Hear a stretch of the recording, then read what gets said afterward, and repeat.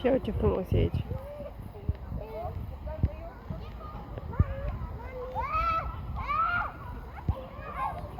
Nu cazi! Stai acolo că nu cazi, uite!